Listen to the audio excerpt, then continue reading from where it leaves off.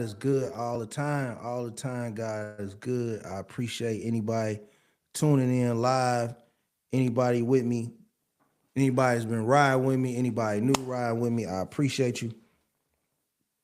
And I thank you for giving me your ear. It's a lot of content on the airways that you could be listening to, but you choose to listen to mine. So for that, I'm forever grateful. I'm forever honored. I'm forever humble, right? So I never take that for granted. And I appreciate anybody who listens, anybody who takes the time to watch one of my videos, like one of my videos, comment on one of my videos. I'm honored. I'm humble. I do not take your time or your like for granted. So thank you for that because there's so many other options you could have on the internet that have nothing to do with me. So if you take the time to listen to my video, I'm honored. I want to thank you. I thank God for you. I thank God for a lot of the kind words that I get.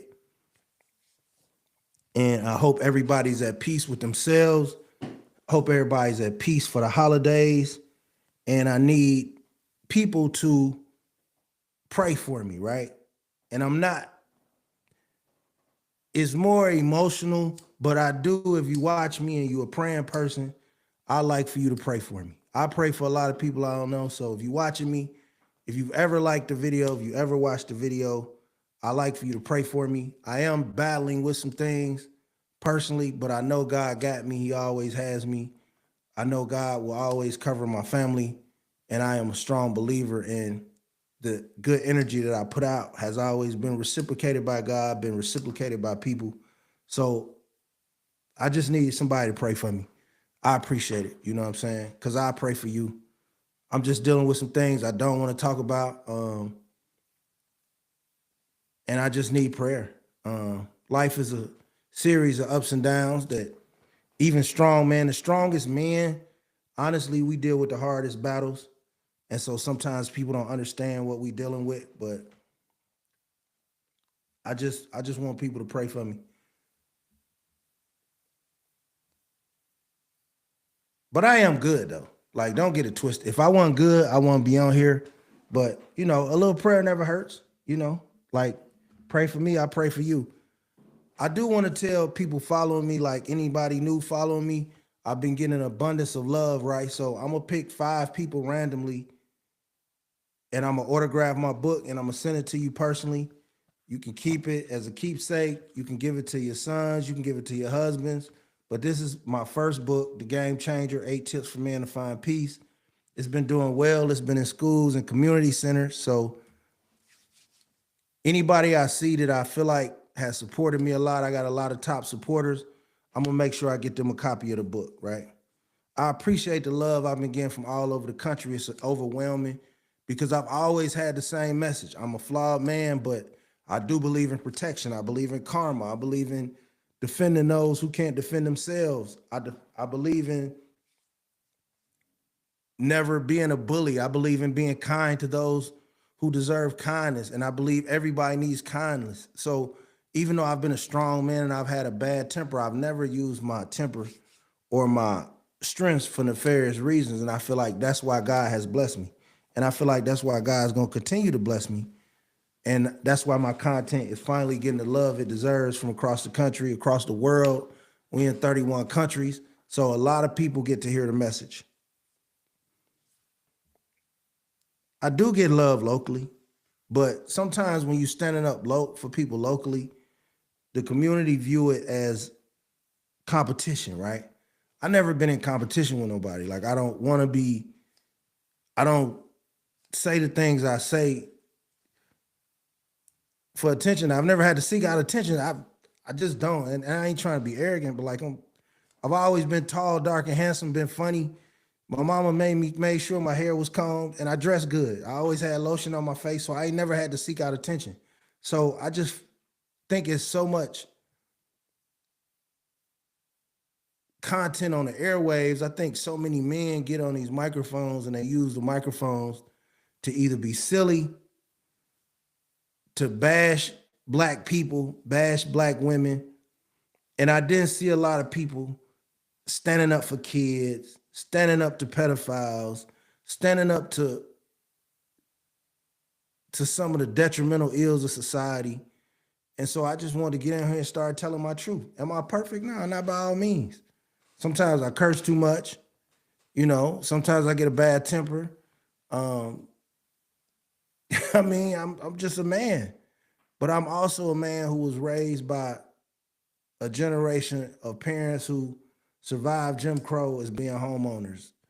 Strong grandparents, strong community. My dad's from Memphis. He's a strong black man from Memphis, and I never saw him take shit from anybody, but I've also never seen him disrespect somebody who didn't deserve disrespect. So I was just raised in a sense of honor and protection and carrying myself, and I'm wild tight. Like I've been through a lot. When I was young, I lost my brother.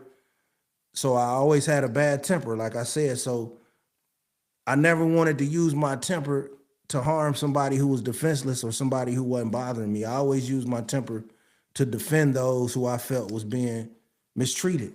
You know what I mean? And I've always been a very, very humorous guy. You know what I mean? I tell jokes.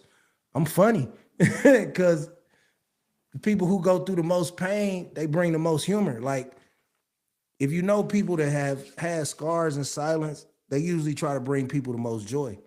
And that's my category. Like, again, I'm not perfect. I will never be perfect, but I am a man that has been married for 15 plus years. She's gonna be mad. We've been together forever, but for years I've been married to a beautiful chocolate black woman. I got beautiful chocolate babies. I got a homeowner. I've spent over 15,000 hours helping kids get to college. And I've always been somebody who tries to honor God by my actions. You know what I'm saying? I know I'm a slip. We all slip, but I've always tried to honor God by my actions and helping those who really need it, the ones with the silent voices. I got several videos of me talking to the kids while working in school, and the kids tell me how safe I make them feel and how I listen to them and how I'm fair to them. And they even hear some of the messages I give now. So I'm honored. You know what I'm saying? I speak up for my people. I speak up for black women. I speak up for black children. I speak up against pedophilia. I speak up against a lot of things I feel should be simple for most men, but I just think it's too much shucking and jiving, especially for dudes my age, right? Like, how many times we gonna tell the same gang banging story for the 90s? The same prison story, right? I've been to prison. I could tell you 100 prison stories, but how is that advancing the community if it's not any tangible knowledge to be received from it? You know what I mean? Like, talking about the street and the street life and glorifying it when you get in your 40s, 50s is just pure ignorance. Like at some point, you got to use what you've been through to teach the kids not to make the same mistakes you made. And a lot of men, unfortunately, don't really go that route, right? Too many dudes living a second, third childhood. Too many women living a second, third childhood. We not raising these babies properly. And now we 3, 4 generations of these kids policing themselves. You know what I mean? Shit, we got kids that got put on Ritalin having babies. Shit, like it's rough out here. And these babies need love. They need guidance. Their mind is poisoned by love and hip hop, by TV. The TV is all ignorant, bad girls club, fighting, and all that. So my goal is just before I leave this earth, man, I want God to know what my intentions were. I want my grandson to look back and understand I left a mark in this world that I've uplifted people. I uplifted those who didn't have no voice. You know what I mean? Like it was a little girl in a school who always felt safe sitting by me. You know, I was a behavior monitor in the school. She would always just come on a bench and sit by me, right? And she would always talk about how she hated her mother's boyfriend, you know? And it made me so angry that I wanted to kill a dude, right? Because I felt like he was making this little girl uncomfortable in the most improper ways, right? She would always just come see me every day, give me a hug, just, you know, and be told and hear stories about life, right? And then when I had to leave the school, I recently found out, and she got removed from the school. Her mom moved around. I recently found out the girl, she transitioned and she took her life, right? And it just put me in tears because it's like, who protecting these babies? You know what I'm saying? Who protecting these kids? Like who's the ear in the community to listen to what kids are going through, right? Too many people get these jobs in these schools, in these community centers, in these churches, and they get it to willpower, but not will understanding, right? These are a whole new generation of kids we dealing with. They got societal pressures. They growing up with parents that may not have the same standards that we have from those of us born in the 1970s and 1980s. If you was born in the 1970s and 1980s, consider yourself extremely lucky because you got the last generation of stable parenting who had ties back to the civil rights movement. And now so many kids deal with things. And so I couldn't even go to the funeral. I couldn't bear it. Like I just couldn't handle it. You know what I mean? It's so rough and it's so tough. And then it's also, as a father, you deal with the ups and downs of your own children. You know what I mean? You deal with the joy and the light of your own children and making sure that they're ready for this world that may not give a shit about them. And it's like, it's so sad because when I was 16, 17, 18, I always knew it was a world where black people gave a shit about me. You know what I'm saying? And I don't even know if we had that no more. Our cultures homogenized, our morals have been homogenized, our standards are non-existent anymore. We don't have black cultural spaces where the standard is the standard. You know what I mean? We don't have as many black grandmas as we had when I was a kid, unfortunately. I mean, and the black grandma was the backbone of the community. The black grandfather was the backbone of the community, right? Our minds have gotten farther away from the foundational pillars of religion. I'm not saying you got to be a religious fanatic, right? But having a relationship with God, not the church, with God, was something that was mandatory when I was growing up. So even at my lowest, when I was in prison suffering, I got an older video coming out today. I appreciate it if y'all watching it, talking about how I survived in prison and what I endured psychologically. That'll be out today. But just having a one-on-one relationship with God allows you to know that you can overcome trials and tribulations. And I feel like we've removed that over omnipresence of God being the center of our survival. And I feel like kids don't handle pressures as well no more. ConcreteGeniusMedia.com. I hope this ain't too heavy for nobody, but I am here to drop jewels. No matter how you feel about them. Get a copy of my book, The Game Changer, 8 Tips for Man to Find Peace. Some of my most dedicated followers, I will be sending you a copy of the book, autograph. I'm gonna pick 5 people out for the holidays and send them an autographed copy of the book. No charge at all. And I'm even take care of postage. I just want my book in the hands of people who support me, and I support you. So yeah. Where we at? And some days, you know, shit, my heart is heavy. I wear my scars on my chest, but I want people to believe in themselves beyond whatever boundaries society can put on you. Sometimes you get raised in these school systems, you know, and I'm so blessed to grow up in a school system where the teachers were black, the principal was black. So even in my worst days, I had teachers who genuinely cared about me attaining knowledge, about knowing my history, knowing my culture. You know what I mean? And now with the infiltration and people, families moving in the suburbs, and a lot of these teachers who not from the black community or familiar with the black community, a lot of people don't know that if you work in certain school districts when you get out of college as a teacher, after 5 years, your student loans get forgiven, right? So a lot of young white teachers work in inner city schools and kids they have no connection to for 5 years to get their student loans forgiven. And then once they loans forgiven, they right back to the suburbs.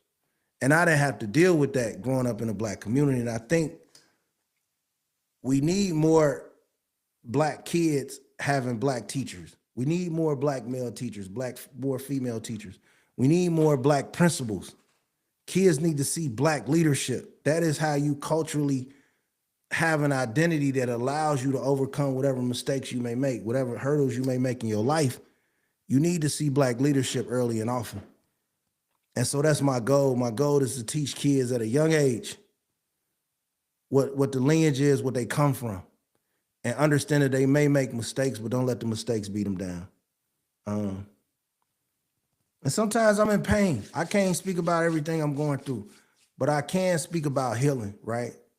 And one thing about pain, when you go through real pain, if you're a great person, you do your best to make sure that the people who you can save never experience the pain you have to. So my pain comes from knowing I was smart, but knowing I had a bad temper, living too fast, taking adult responsibilities, trying to help my mom, even though she told me it wasn't necessary, but just never want to see my mom struggle, want to accumulate a bunch of things for her and myself. And then, regretting being in prison. I was low. I was at my lowest. And so I had to learn how to forgive myself for the mistakes I made, but I leaned on my relationship with God and the cultural identity given to me by my teachers and the black leadership I saw. So I don't want kids to throw their life away at 17, 18, 19. I don't care what city you in. If you look at the news, it's always an abundance of young black men, 16, 17, 18, 19, throwing their life away, right? 30, 40, 50 years in prison for chump change, $40, $50, $200, $300, because the impulse to have is so strong that our kids don't understand patience and the fact that we have been manipulated and put in systems that will lead you to commit a crime if you don't have a strong support network, right? They create these systems, the music, the Instagram, the TV shows that make you feel less than if you don't have any type of visible wealth.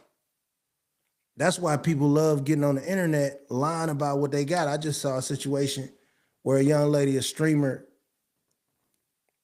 she took a picture of a Mercedes-Benz off Google and cropped it and act like she bought it for herself. And then when people exposed her, she started talking about her mental health. So it started making me think, right? Like, like how crazy is the world that people gotta lie every day about what they got? Before social media, you ain't have to do that. You could go through your little struggles in private. You could drive your little beat up car in private till you got on your feet. You could get your house remodeled if you had a wall missing and you couldn't get it fixed for 2 years. You could do that in private. Now social media puts pressure on people unnecessarily because you turning it on and people making you think they doing well, when in reality it's just a lot of people that's dying inside and they scared to be transparent. And then we projecting all this negative energy on our kids, right? You turn on social media, you got dudes in their 40s and 50s acting like they in their early 20s that don't want to grow up and be men. You got women in their 30s and 40s out here twerking and chasing a party life that should have been gone out of their life. Like, we need our women to act like grown women. We need our men to be grown women, right? We need our 30 and 40-year-old men to start using that energy and not make it about yourself and get something back to the kids. If I could just get 5 more to 10 more men in every city on a philosophy of volunteering more, you know what I mean? Being a mentor, don't be a sexual deviant. And that's another thing. Like, we got to learn how to help the kids out without being horn dogs, right? A lot of people, unfortunately, don't even want to help single moms if they can't get nothing from them, right? So you a single mom and you somewhat attractive. You just want your kid to be able to play sports. You don't want every coach trying to sleep with you. Just coach the sports, dog. Like it ain't. Do your own thing on your own time, right? And then the same with women. I want women to understand too, right?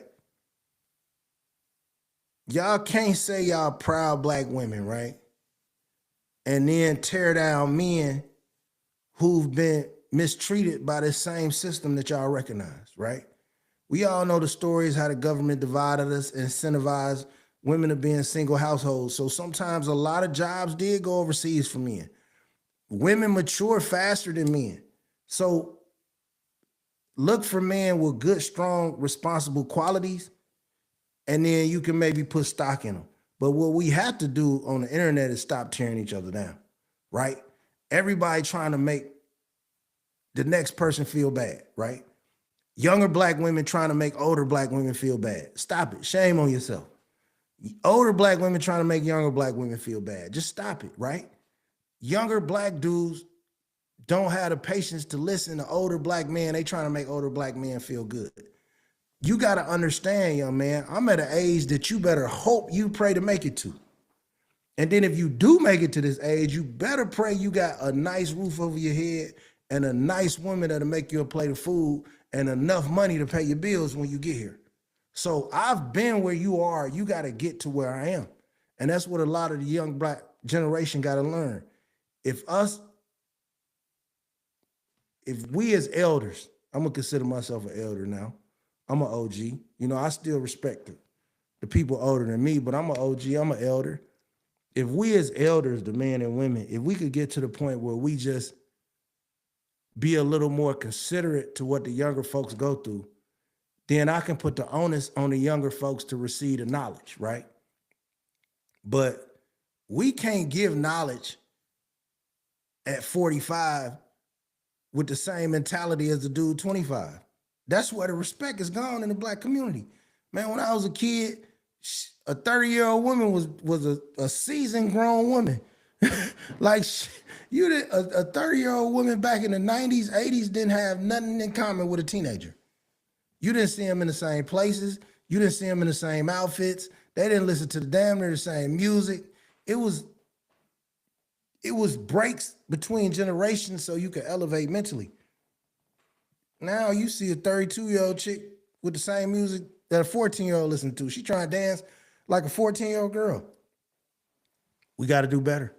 Same thing with men. Like, we got to start calling each other out. We got to call out men who, if you know your friend dating a girl that's young and inappropriate, man, he taking advantage of a girl, like, you can't be a real man and not call out immoral activities of somebody you consider a friend. I can't be friends with a nigga that touch kids. I can't be friends with somebody that got an accusation of touching kids, right?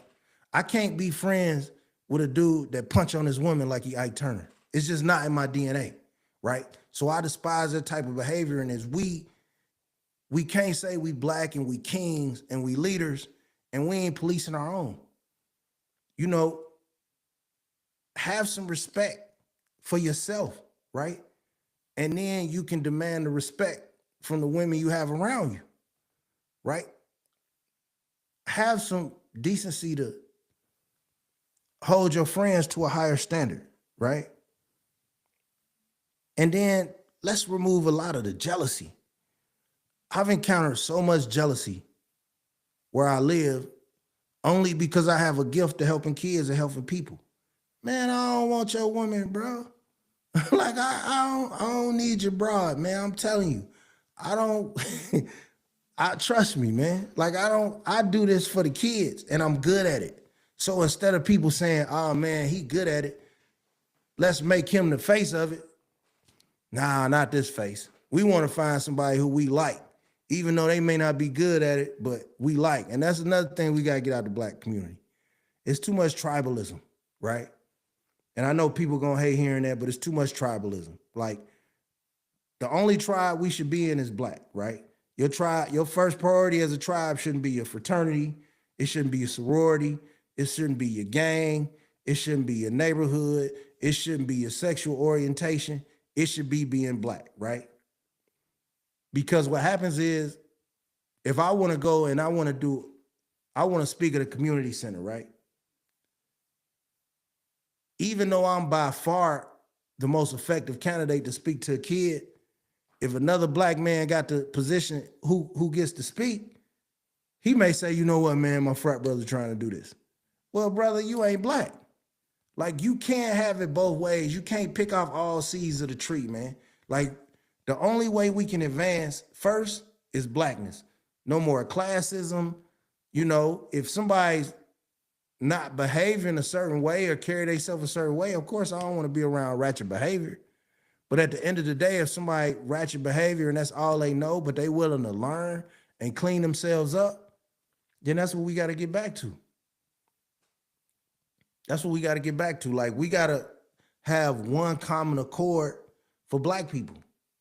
Like, and then we can do better. And then we can stop blaming situations. Because the reason laws get passed is because we not together.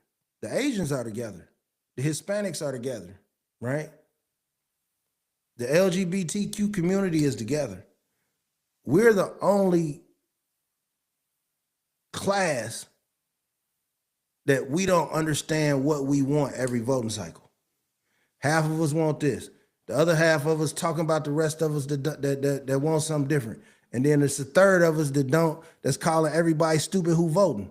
So until we get on one accord as black people, respect, education, culture, influence, the power of our talents, and then using our voice and our culture to get things done on a political perspective, we're going to stay behind. It's too much infighting in the black community. It's too much jealousy over who got the car you want or who living in the house you want or who you think they better than you. And you know what crazy? I ain't going to hold you. Most of the people you think that he think he better than me, they don't give a shit about you, bro. I'm going to tell you this from firsthand experience. Like, the person with the big pretty house and the flashy car that you probably think they better than you, they probably dealing with some shit that you don't want to touch with a 10-foot pole. That's why I'm always amazed sometimes when I see people and they be like, oh man, bro, you think you the shit, bro. You drive this, you live in that. I'm like, bro, you wouldn't take 5 minutes of my pain to have what I have. So we got too much tribalism. We got to get up out of that shit, man. Hey, get a copy of my book, The Game Changer, 8 Tips for Man to Find Peace, man. I'm giving out 5 copies of these. Anybody, this is specifically for Facebook, but if you on another app, you could jump in, but I just been getting so much support for Facebook. I want to autograph 5 copies of this to my new followers. Anybody following me, I want to sign it. I want to autograph it. I want to make it personal so you can keep it. I have a new book coming out in January for the youth. And then I have a book coming out in February about the relationship, Black love, and how do we somewhat put forth the effort to heal in the Black community. That'll be in February. But my current book has been out for a year. It's been big in schools, churches, men's groups. It's good for men and women. I originally wrote it for men, but it's a lot of chapters in there about forgiving yourself, overcoming hurdles, the discipline you need as a man to become the best man you could be. It's worksheets in there for you to study. I read it 3 or 4 times myself, and I use it as a guide when I sometimes get off track. And I'm just proud of myself. So I want to get it out there. I want to show it to people. ConcreteGeniusMedia.com. And I want to ask y'all a question. Anybody watching right now, are you offended by my language, right? Because y'all are my audience, right? Black people are my audience, my predominant audience. Are you offended by nigga, and are you offended by the language, right? Because I don't want nobody to not get the message. In January, well, actually in September, I was supposed to speak at a university, so I was cutting back on my profanity. But then the incident happened with the Charlie Kirk guy, so I was like, I don't want to speak nowhere. I don't want to go out in public right now. I don't want my wife really worried about that type of stuff. But in January and February, I am going back on the rounds. I'm going to do community centers. I'm going to do some churches. But for the people that watch me on Facebook, I really would like to know, does the profanity bother you? Does the N-word bother you? Because if it does, I will curtail it, because at the end of the day, I need people to get the message, right? I'm intelligent enough and I'm articulate enough that I can get my point across with or without profanity. I just have to put forth the effort. You know what I mean? It's just I'm so used to just speaking in, smart tone that the dude in the barbershop can feel comfortable with, or the dude on the block, or the dude in the boardroom. But I want people 85 years old to enjoy my message like I want somebody 25.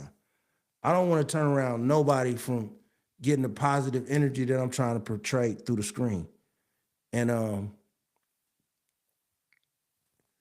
people ask me all the time, like, how am I good at this? Or how do I communicate with black women so well? And it's like, I miss my mama, I miss my aunties. I miss my sister. I had a rough year in 2016. My brother got killed by the police. My cousin died from a seizure. And my other brother died of cancer. And then my sister died on Christmas.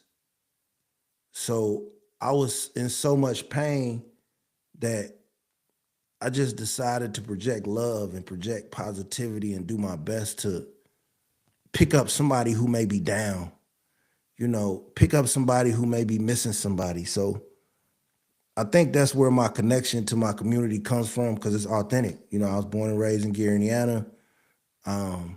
My lineage, my mom's from Camp, Mississippi. My dad's from Memphis, Tennessee. So I was always down south every summer. I got strong Southern roots. That's why I'm so respectful. I'm a gentleman, you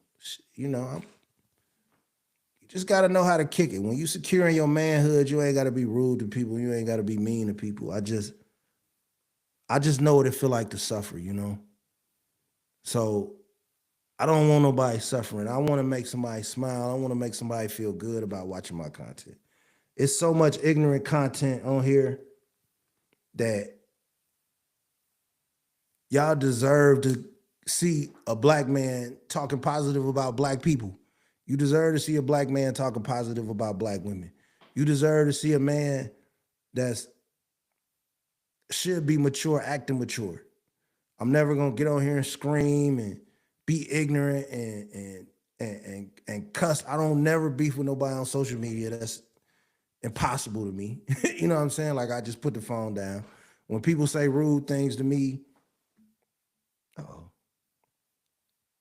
when people say rude things to me, I don't reply back. I just block you. Like, social media got people so confused on boundaries. They want to cuss you out and then be like, let's debate. Nah, you don't get to talk to me crazy, especially somebody on their phone. Like, if we don't have a common ground, common opinion, it's on to the next. So that's the energy I want to put out. And again, I want to thank anybody who's following me for the first time, anybody who's watching my videos. And I just want you to let you know, like, don't be so hard on yourself, right?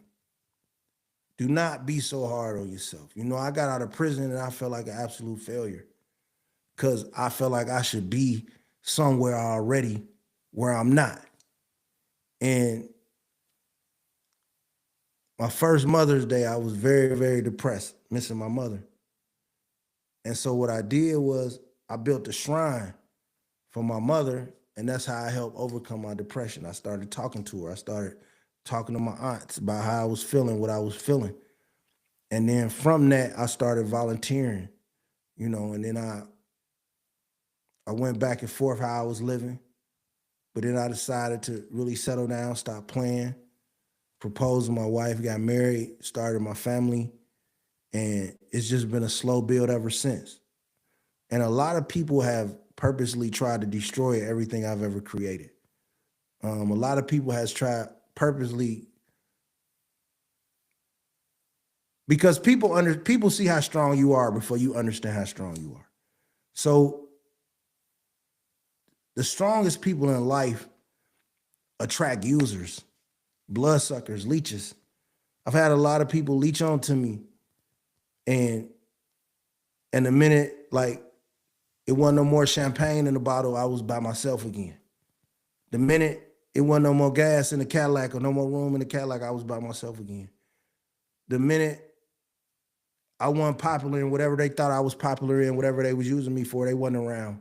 right? So I realized that my core group of people, my family and my core group of friends who really don't ask me for nothing, but that when I gotta lean on, when I'm feeling bad, that's my friends. Everything else is associates, right? And sometimes people with a good heart go through the most because we always trying to make people not feel how we feeling. And that'll burn you out sometimes. You gotta have boundaries. You gotta say no. You gotta listen to that voice in your head when people mistreat you, when people doing you wrong. You gotta be stable out here. Concrete Genius Pod, man, I appreciate y'all. Tell me what you love about the content, what you don't love about the content. Share the content. I hope you're showing it to your friends, but just rock with me.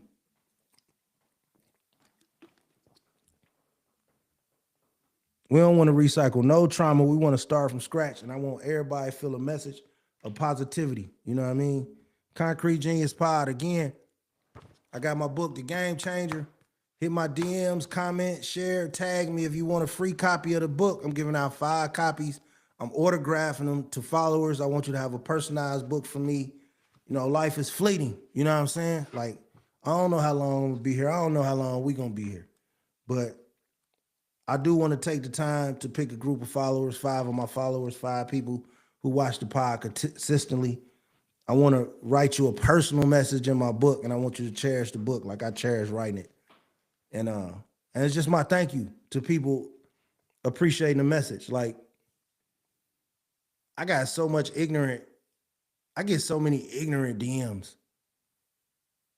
because I use my voice and my platform not to bash black women, right? I get so much hate in my DMs.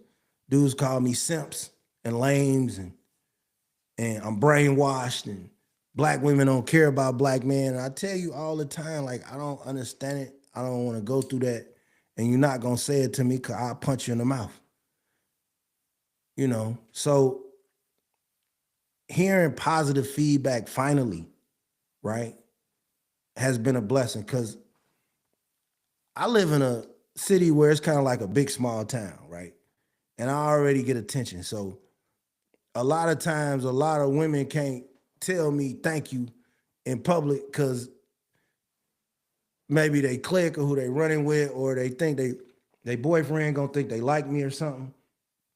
So to hear so much, because I've been preaching the same message my whole life. So to hear so much positivity from people who claim that my message, who really tell me my message has affected them, is a blessing.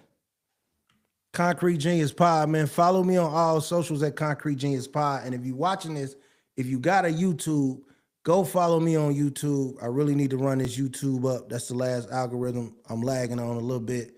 I get a lot of views, but I need more followers at Concrete Genius Pod. I'm on TikTok. My TikTok is doing well.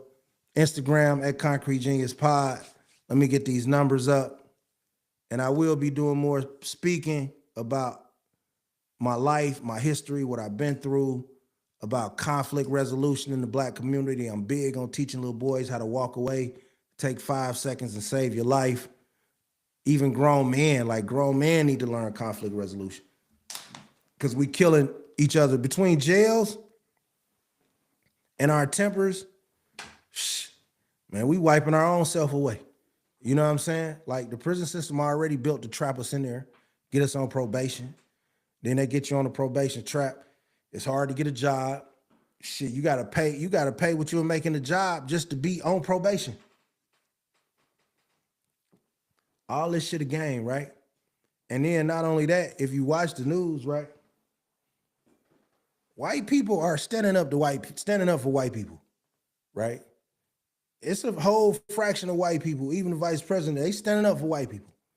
So somebody somewhere got to stop the coons and the cowards from just kicking black women while they down, or kicking each other while we down, or spread negative rhetoric about each other while we down. Like, it ain't enough people with voices that love themselves, so in turn they can't love black people. And so all you get is a bunch of minutia on the internet from either coons or just dudes with low self-esteem. And I ain't neither. Shit, I ain't never one of them. So you gonna get some real shit from me, or I'll put the phone down, because my life is amazing. I don't have to get on here and spew negativity. That's another thing too. A lot of people miserable in real life. My life is beautiful. My woman smell good, her hair long, her skin chocolate, her thighs thick. You know what I mean? She cook good. Uh, she tell me I'm a king every day, so I'm not miserable. My kids love me. Now I do deal with things, but with God and a strong woman and prayer, I just know I can get through them. Concrete Genius Pod, Concrete Genius Pod. Follow me on all socials. God is good. God is good, man. Let me flip to this NFL before I get out of here. And I want to say shout out Mike Tomlin, man.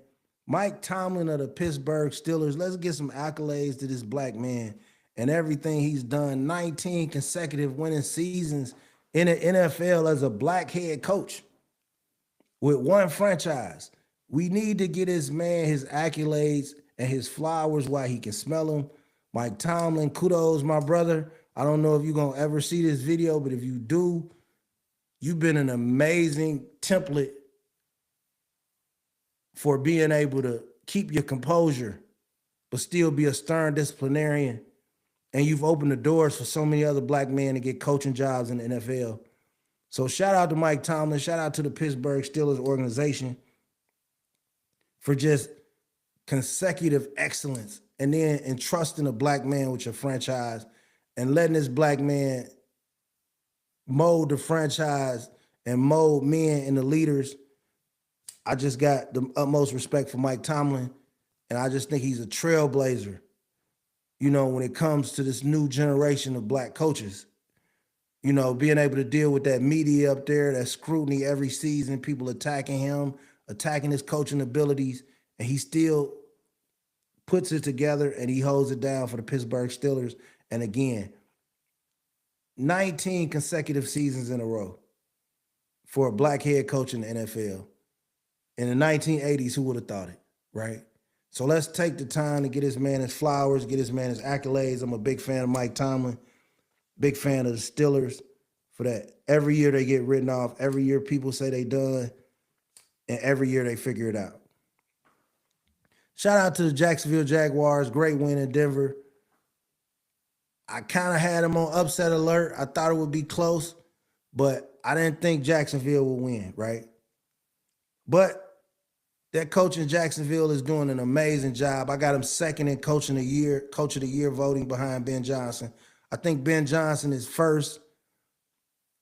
I think his name is Cohen, the coach at Jacksonville. I got him second. Then I got Mike Shanahan third. Shanahan has done a phenomenal job in San Francisco. If you want to be technical, he might have almost done the best coaching job considering the injuries. But I just think with familiarity and burnout, he's not going to get it. I think Ben Johnson is going to win it because it's the Bears, it's the story, it's the larger market, it's Chicago, it's the franchise. So I'm pretty sure Ben Johnson's going to win it with the voters. But the coach in Jacksonville is in a close second, right? And then the game made me think. Travis Lawrence has been given, 5-6 years? He's coming into his own this year to be a great quarterback. And I'm happy for him, right? But it made me think the grace that he's received has come from a combination of three things. And they ain't going to be the three things. Well, one of them is going to be what you thought. But the first thing I think that allowed Trevor Lawrence to get so much grace is he plays in Jacksonville. Jacksonville's a small market.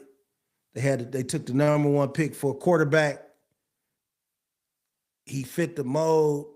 The long hair, white, handsome kid, tall, big, and strong. You're in Jacksonville, Florida. The crowd loves him. The community loves him. Everything with that was perfect, but it was also a small market. Small markets don't really attract a lot of sexy players. I'm familiar with Jacksonville. They in the AFC South, and I've been a Colts fan since their inception. So a lot of small markets don't really attract players, so I think that's one of the combinations that got him there. I think the second thing is that the division, nobody really cares about the AFC South. It was dominated by the Colts for a while, but I mean, most teams in the NFL looked at the AFC South like the bronze division once Peyton Manning left. So Jacksonville was kind of under the radar, and it allowed him to develop in a way that a lot of quarterbacks pick first that blow like 27-0 leads in the playoffs and things like that go through. He's getting a lot of opportunities. And the last thing, obviously, he's white. Like, I'm not saying that to be dismissive, but I think we do ourselves a disservice not being honest about race. You don't have to be hostile about it if you don't want to. You don't have to be vindictive about it, but I don't know if a black quarterback gets 6 or 7 years as the number one pick with that level of inconsistency. No matter how great your gifts are, they probably would have gave up and tried it with somebody else. So I think those three factors allow him to stabilize himself in Jacksonville. And to me, I think he's easily put himself in the conversation of one of the best 10 quarterbacks in the NFL, easily, especially with Patrick Mahomes having an off year, Lamar Jackson having an off year, with the exception of Josh Allen, Justin Herbert. Caleb Williams is playing well, but he's still young for him. Matt Stafford, obviously, Jalen Hurts. You got to put Trevor Lawrence in that top 10 somewhere. I don't know exactly where he falls, but he's had a phenomenal year, right? And I'm definitely not hating on him. I'm proud of him. I think he's a talented player. And Jacksonville is going to be a sneaky out in the AFC playoffs. Real sneaky. I'm very interested in the AFC playoffs because it's going to be different guys in there. I like Drake May, too. Drake May has been phenomenal. The AFC is going to be real sneaky because you got New England, you got the Chargers, you got Jacksonville, you got Denver. That's going to be real sneaky. Pittsburgh going to be in there. Buffalo going to be in there. So I'm very interested to see how the playoffs play out. I think the NFL championship is somewhat up for grabs. Well, at least the opportunity to win the AFC and get to the Super Bowl on the AFC side is up for grabs. It's got to be Buffalo's year, right? I mean, they're the most experienced. Josh Allen has the cachet. Now, I do think their receivers are awful, but it's got to be Buffalo's year. But watch out for Jacksonville to be your sneaky AFC representative in the Super Bowl, especially depending on how the playoffs play out, right? I think Herbert has a chip on his shoulder that's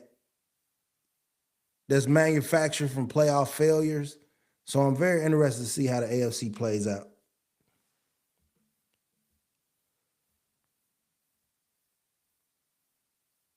Carolina Panthers over Tampa Bay.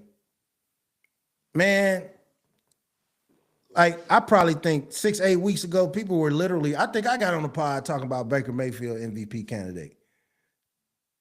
That train has fell off a cliff, right?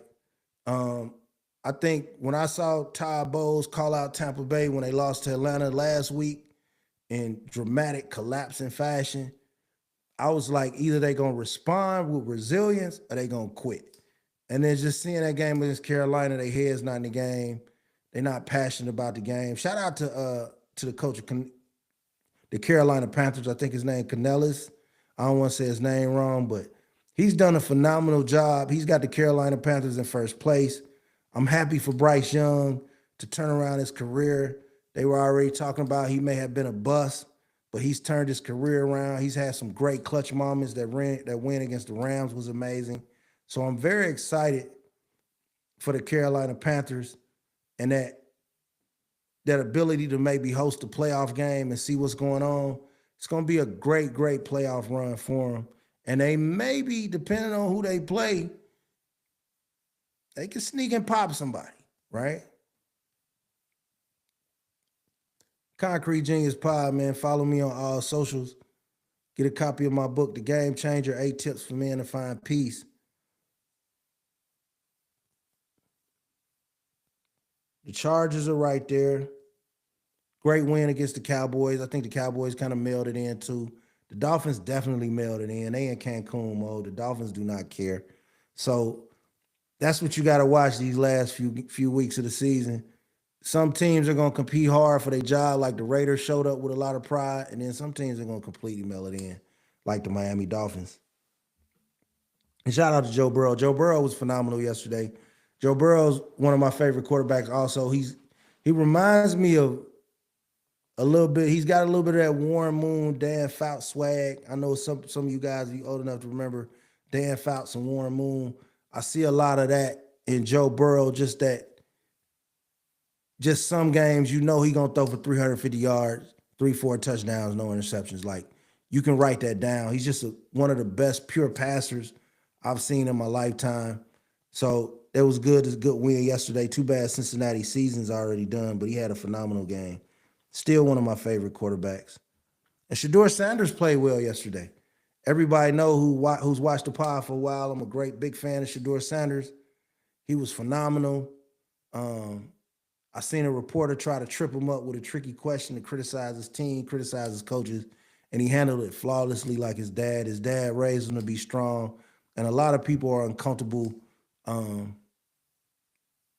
when a black child is raised in confidence and love, and a lot of people like to sabotage that because that's genetic legacy.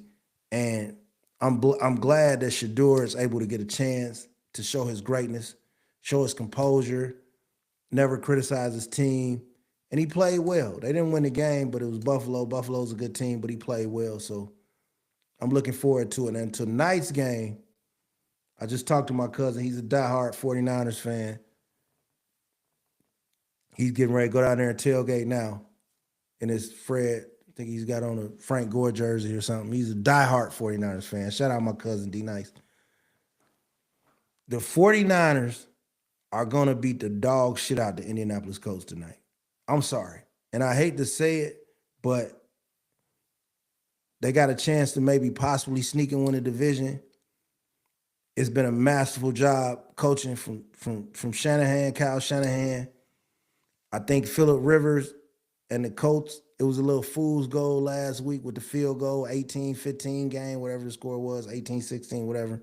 He played well, but he's still 45, 44 years old, bro. He going to come here today with all this enthusiasm, and I'm pretty sure San Francisco is going to beat the shit out the Colts. San Francisco's on a mission, so I'm looking forward to that game, looking forward to talking about it, and that's that. Again, anybody watching, get a copy of my book, The Game Changer, 8 Tips for Men to Find Peace, man. Follow me on all socials at Concrete Genius Pod, man. I love you. I thank you for your time. Peace.